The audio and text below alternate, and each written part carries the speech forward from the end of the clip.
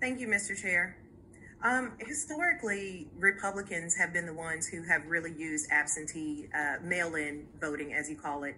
But in this last election, we definitely did see more Democrats pick up and start to use mail-in balloting.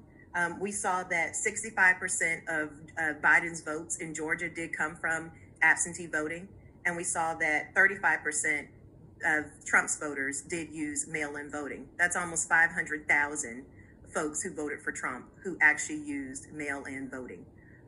So clearly over time, mail-in voting has now become more bipartisan.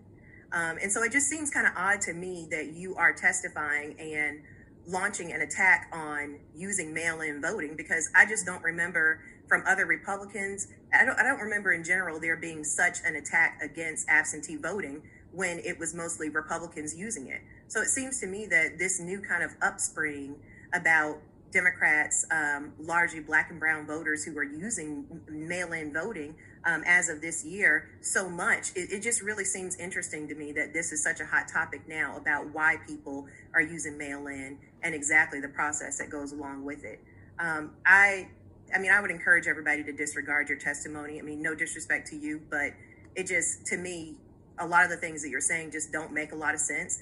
And it is interesting that you did talk about your civil rights credentials and committees and things that you've served on, because you definitely have said things like you think it's okay to write down license plate numbers of voters. That's not true. That's absolutely not true. Never said anything of the like.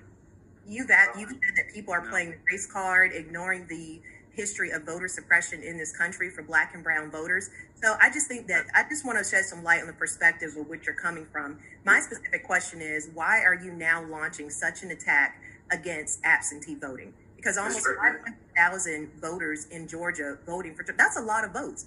This is a bipartisan effort to use mail-in voting. So just tell me exactly why you're launching this. First of all, Mr. Adams, please do not comment any further on this. She's made her statement. That's enough. We have pending litigation. I would ask that you not respond any further.